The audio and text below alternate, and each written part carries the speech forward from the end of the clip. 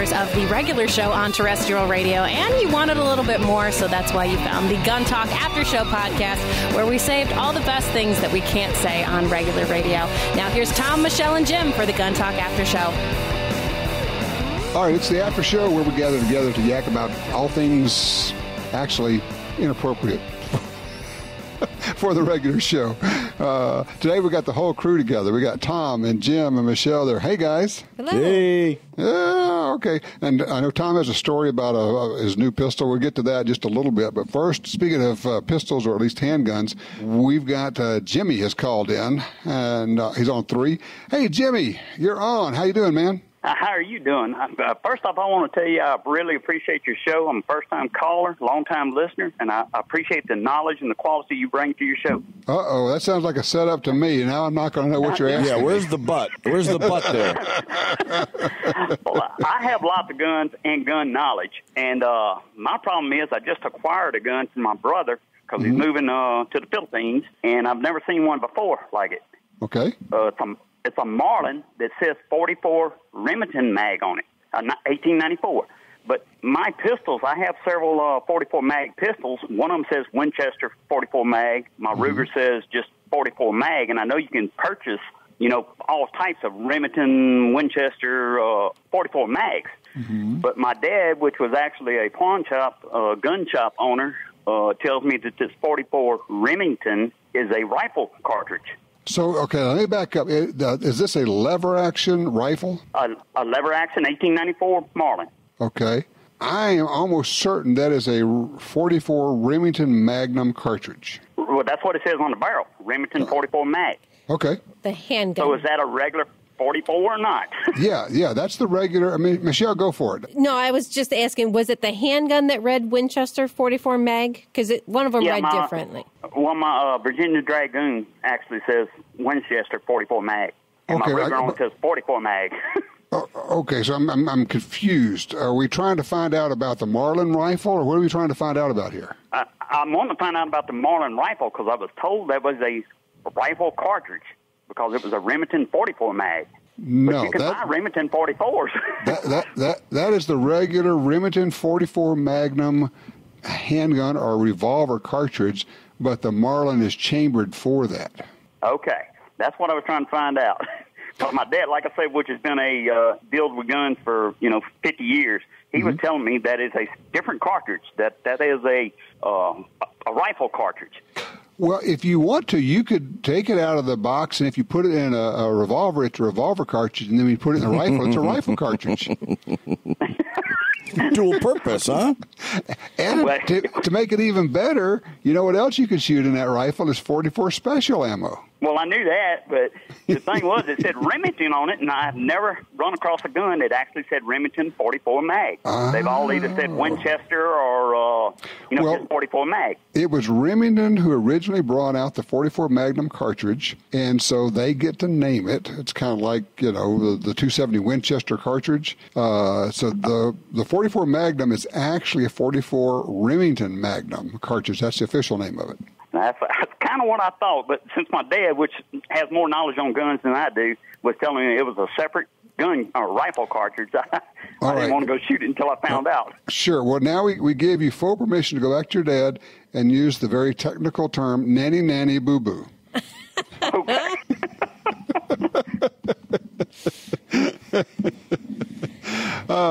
And by the way, I'm just envious as all get out because I would love to have a Marlin in 44 bag. I think that'd be so sweet. No I've never had one of those. No doubt.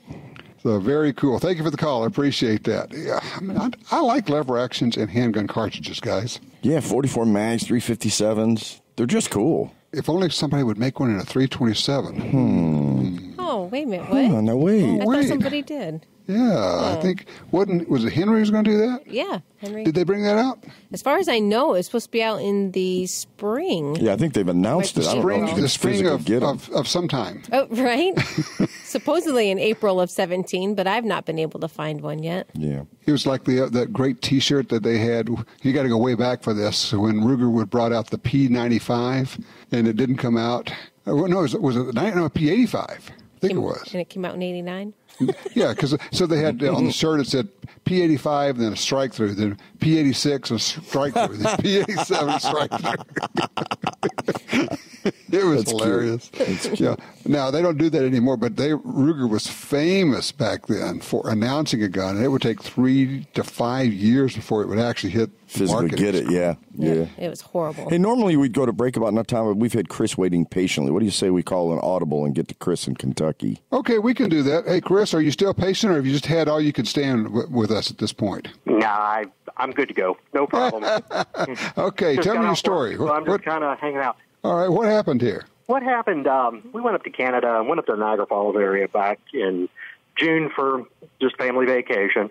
Of course, I, made sure the car, I knew Canada was pretty harsh with their gun laws, and I thought, well, I'll just make sure the car's sterile before we head over, up that way. So, of course, we had to go. Yeah, of course, New York's the same way. Just you don't want to buy. I just don't want to cause any problems. Mm-hmm. As we were going through Canadian Customs, there at just across the Peace Bridge there, and it was really interesting. He'd asked us questions of, what our occupations were in the States as he was looking through our passports. And then the last question he asked was, did you bring anything for self-defense? And I looked at him and said, no. And then, he let us go, never, didn't have any other questions or follow-up questions or want to search the vehicle or anything like that. My concern was with the passport, is it just because of the state of Kentucky that's where we were from and there was a high gun ownership ratio or rate here, or if it was just, something about my passport that it flagged and said this guy has a concealed carry in the state of Kentucky. So I wasn't sure about that. And, of course, the whole time on vacation, I was driving around going, why would he ask us that question? I read an article online about a month ago, and Canadian Customs has actually confiscated more than normal average of firearms people bringing into the country from the U.S. So I didn't know if that was something. It was, hey, we're having a problem, and just ask questions or what the case might be. It was kind of interesting, and I didn't know if you had any information if concealed carry in the States was connected in any way to your passport, and I wasn't sure. The car's registered in my wife's name. Here's the thing. It could be more than that. First of all, it's probably all of the above when, yes, they are asking everybody that. Yes, they have been. And for those who don't know, if you try to get into Canada with a handgun, you're going to be in real trouble. If you try to get in with a long gun, you haven't gone through the process, you could be in trouble. But I think it is safe to say, and here's I think where we're going to end up with this, that everything electronic is now connected. So if you have a carry permit, it's probably connected to your driver's license. It's probably connected to your license plate information, and it's probably connected to your passport so that when they do these license plate readers that the police cars have, it probably pops up that you are also a concealed carry holder. I think you could safely assume that that information is available to practically anybody with law enforcement ability to check databases. Okay. Yeah, and it was just kind of, like I said, he didn't ask any follow-up questions, and I didn't stutter and stammer when I told him no, I didn't bring any additional firearms. So he just let us go. So I figured he was looking for me to, panic, I guess, and and just, oh my God, I brought it and I forgot, something of that nature. And I just let it go. But like I said, it was just one of those deals. The whole time we're on vacation, I'm like, why? And then, like I said, about a month and a half later, I read that article. So, you know what I think I would have done, just because I'm an anarchist and probably would have gotten myself in trouble. If he'd said, did you bring anything for self-defense? I'd have said, well, I have my car keys because in the self-defense class I took, they said that was very effective. Yeah, and I had them. I always carry a pocket knife. And my daughter was like, Dad, why didn't you tell him you carry a pocket knife? I'm like, you don't understand the law here. I'm glad she didn't say a word because I didn't need, like I said, it was just like, don't, when we're going through customs again, don't ever say a word about anything in the vehicle. Just shake your head yes or no. Yeah. So, but okay, I do appreciate your time, sir. Thank you. You bet. Thanks, Chris. Yeah, I think probably we can just assume that those kind of records are probably cross-referenced, and they all have them. And if anybody doesn't have them and they need them, and if they've lost them, just call the NSA, and they can probably provide them for you. Sure. It's all good. You don't like the stock answer? There's nothing in the glove box. Yeah, right. That's right. Run! All right. Let's take a quick break. We'll come back, and we'll beat this horse until it's truly dead.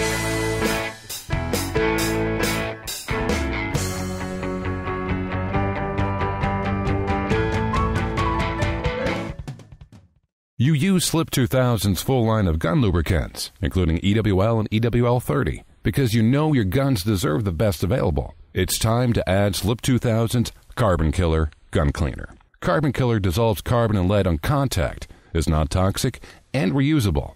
Carbon Killer works on all weapons, including handguns, rifles, and machine guns, plus silencers and compensators. Slip 2000. We're all about gun care. Learn more at slip2000.com. It's pure shooting fun for the whole family. The Smith & Wesson M&P 1522 Sport, a .22 rifle on an AR platform. The new, slim, easy-to-accessorize M&P handguard combined with Magpul M-Bus folding sights help you get shooting right out of the box. Lightweight, reliable. The M&P 1522 Sport from Smith & Wesson. Learn more at smith-wesson.com.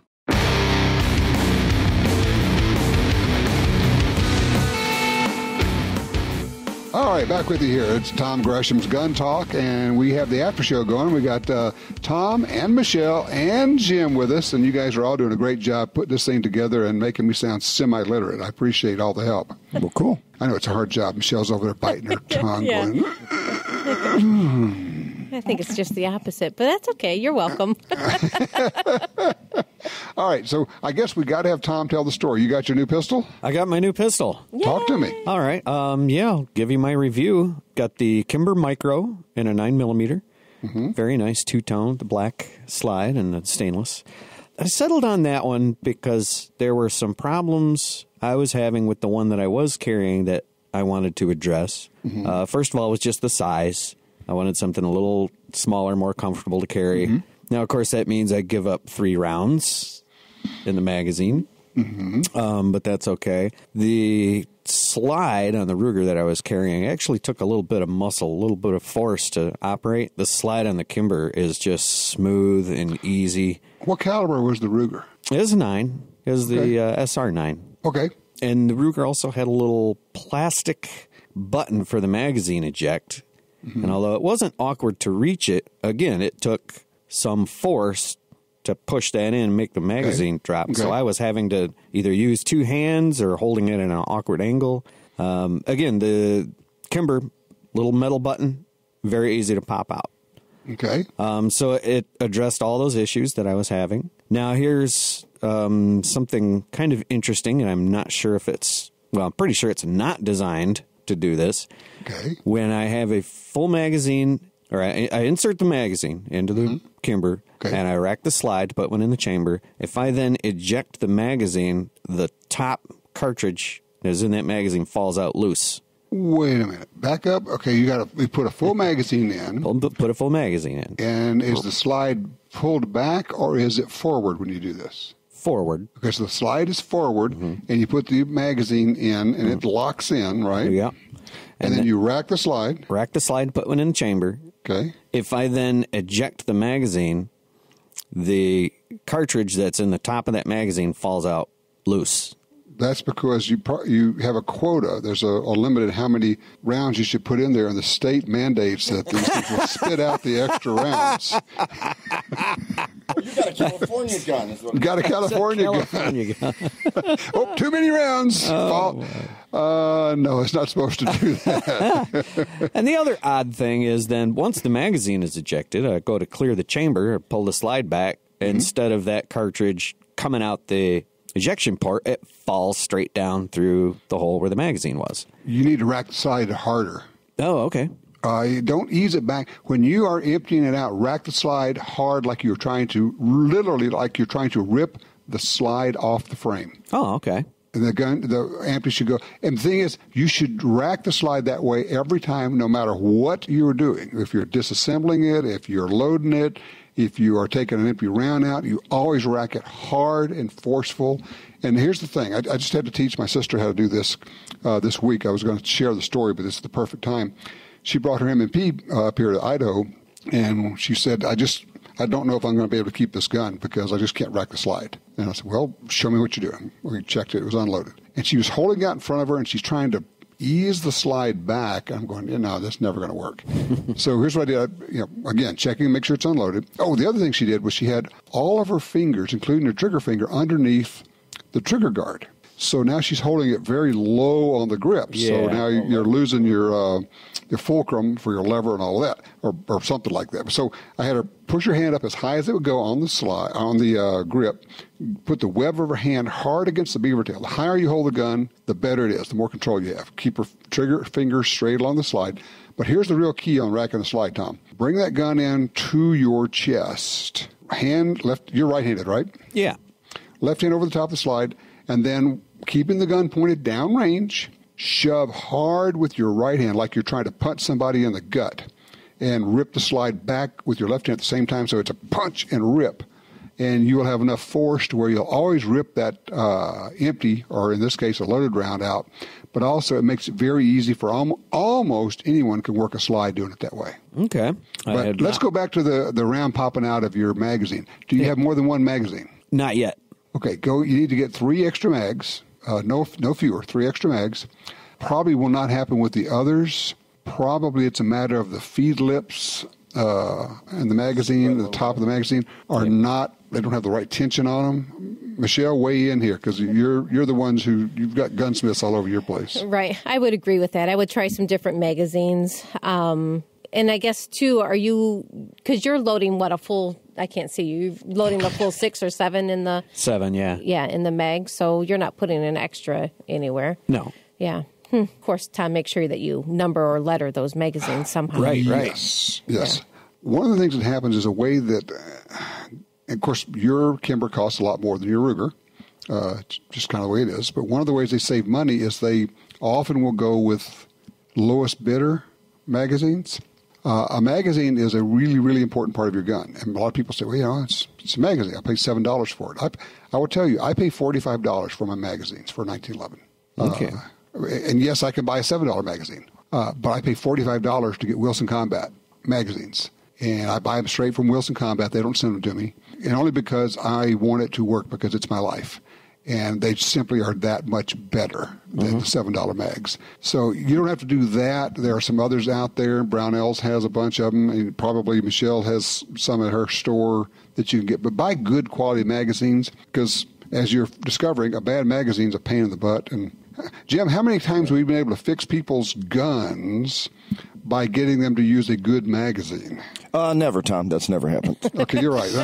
And we're out of here. Okay. And it's just a piece of machinery. It's a mechanical device. You can have a problem with it, and it's when you hold the retailer responsible, because it's really their fault, right, Michelle? Right. Yes. You made Definitely. it. You made. That's right. I'm sorry, Yes. Michelle. We produced it. That's right. Your store is in charge of magazine quality for all makers in the world. Right. You know, it's funny though. Is a lot of people really have that mindset, because you're the contact person. Right. You know, this damn gun you sold me doesn't blah blah blah.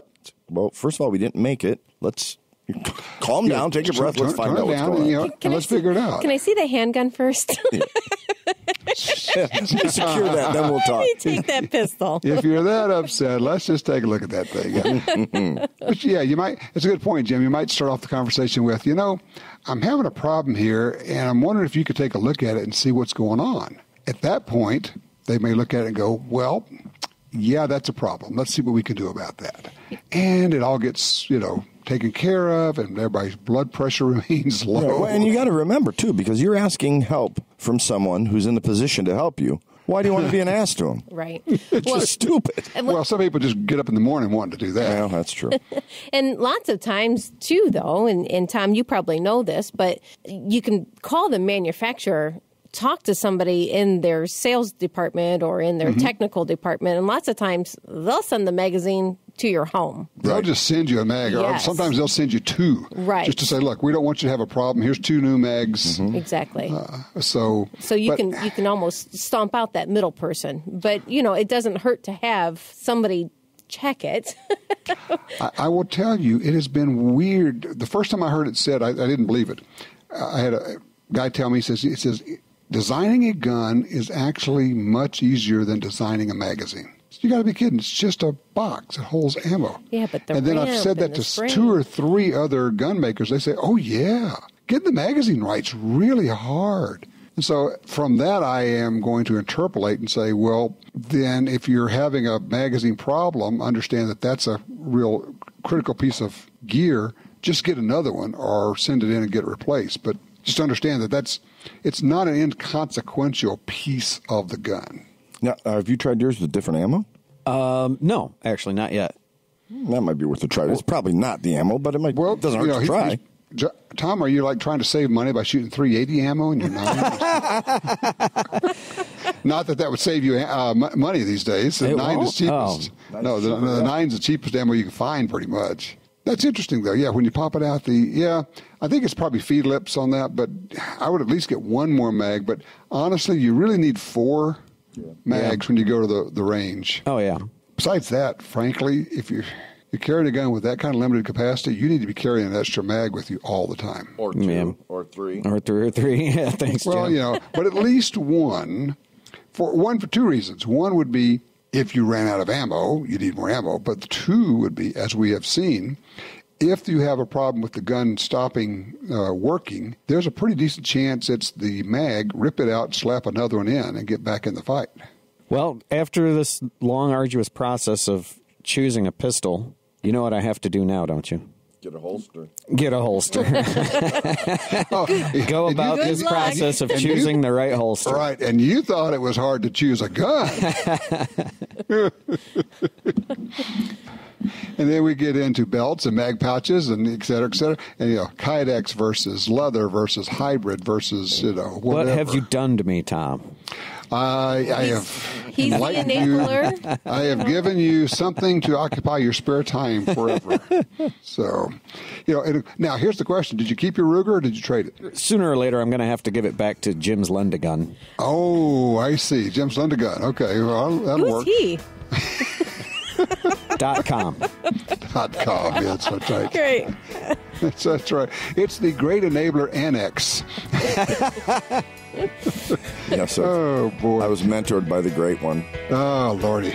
Tell you what, let's take another break here. We'll come back and talk about some other guns and other things here on the After Show. Be right back.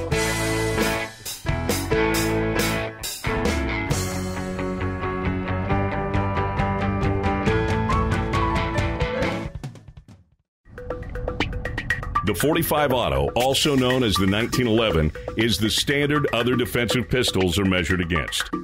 No matter what pistol you carry, techniques developed around the 1911 are vital. You know you need training, and you know your concealed carry class definitely was not training. Now Gun Talk presents an exciting DVD, Fighting with the 1911 with Tiger McKee. Tiger's unique training style will have you drawing, moving, shooting, and running your gun better, no matter what style pistol you prefer. At ShopGunTalk.com, you can order our DVDs of Tiger's instruction.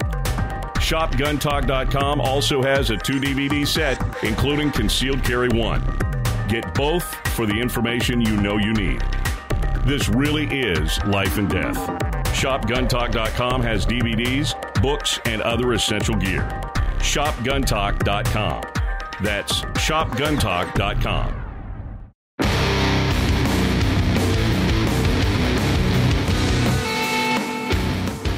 All right, back with you here. I'm still drooling over the idea of the lever action in handgun cartridges. I think that's very cool. I was, in fact, carrying my Smith 686 Plus Deluxe. Well, I have all these names on it, but the 7-shot 357 mag, 3-inch barrel this week. God, that's a nice gun. I really like that thing. Revolvers, I don't know. It's just a thing. It's my thing for the year of the revolver. What are you going to do next year? I think it has to be the year of the automatic revolver. Ah, a Webley. Of which there is one. I'm aware of. Right. That's right. Okay, so it'll be the day of the automatic. The 14 minutes of... That's right. I think it should be the year of the bazooka. Year of the bazooka. They're cool. I'm thinking that. Okay, so you're going to love this. So I get this email from this guy. He says, you've been talking about the year of the revolver. He said, recently his friend's father passed away. He had a large firearms collection. And said, I went to look at the various guns and ended up buying a Smith & Wesson 357 Magnum, model 686 plus 357 series. He says, I was not in the market for a revolver. I do like them. He says, but he got this and said, might as well. Yeah, we know that one, right? Might as well. But here's the cool part. He says he got it for $470. It says at a gun store near his house, he saw the exact same gun for $830, which is about what I paid. Wow. Once again, Michelle, used guns, like one of the best deals out there, right? That's right. Never assume you can't find what you want in a used firearm. Mm-hmm. No. And, I would offer that there's hardly a .357 Magnum revolver out there that has been worn out. Well, in revolvers in general, there's not a whole lot of moving parts, so there's not a whole lot to go wrong with them. I mean, people choose them because they do keep going. I mean, like the Energizer Bunny, to steal that line, but, they function through everything.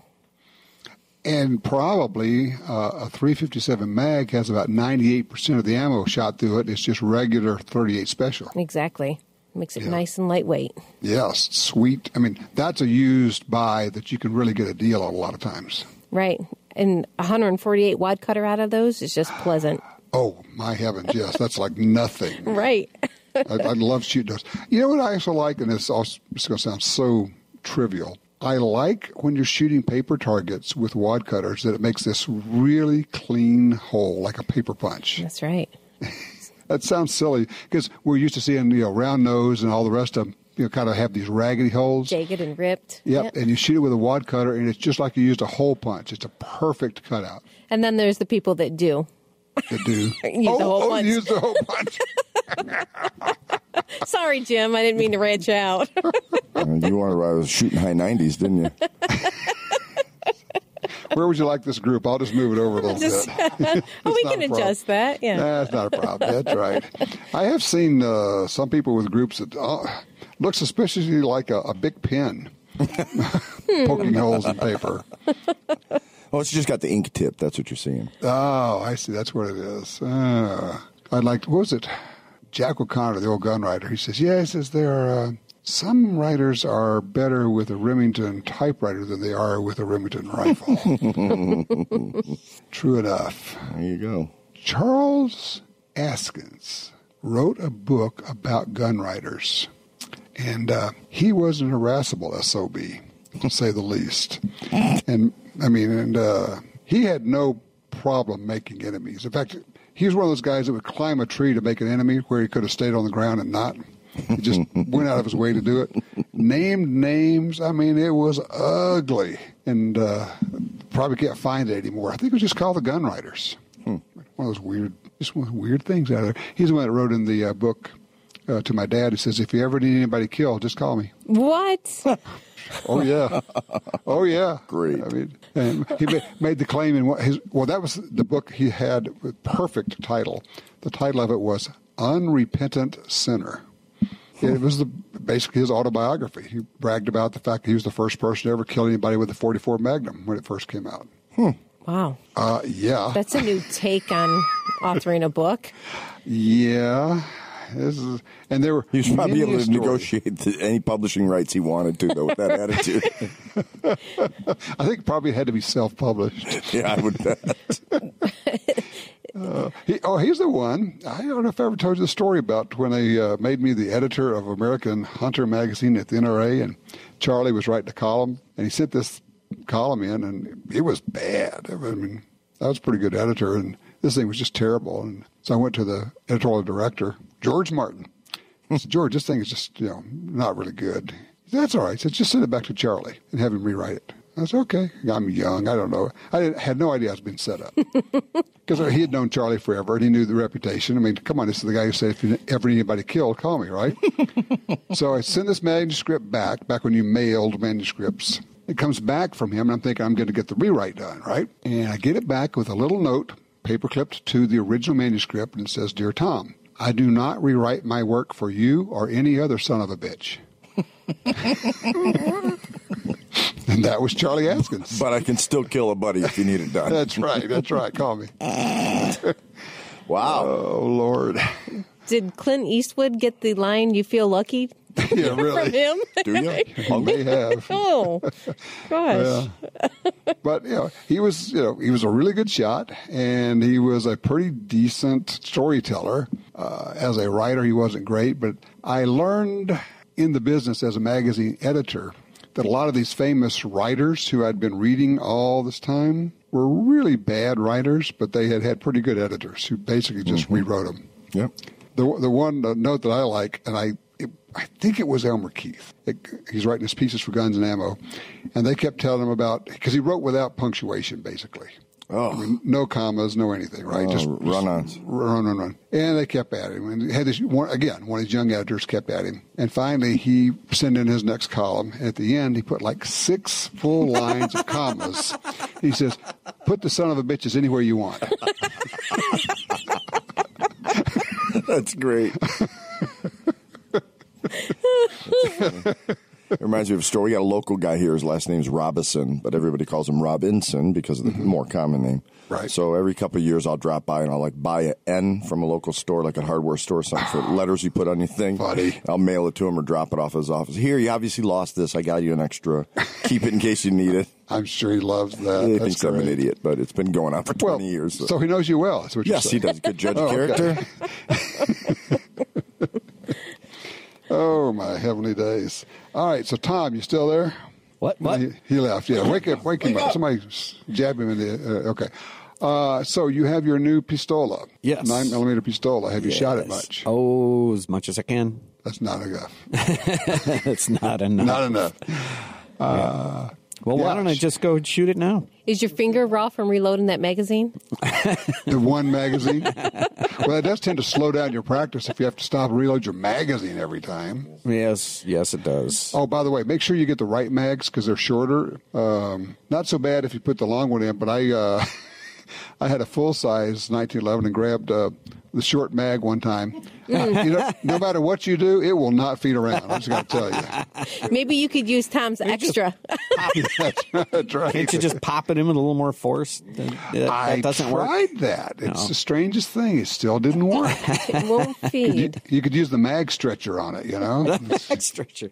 Oh, well. Maybe a more Michelle, you've got those spring. at your shop, right? I'm thinking just a different spring in that magazine might work. That way the round would leap up in front of the slide as it was going forward. Yes, I like this. It's coming out anyway. You might as well just send it up where it belongs. I think you're onto something, Jim. No, I meant to say I think you're on something, Jim. Wow. Judging character left and right. Yeah. You know me. Yeah. All right. Well, Tom, have fun with that thing. Keep getting some instruction and shoot the heck out of it. Have a ball. I mean, you can't wear them out.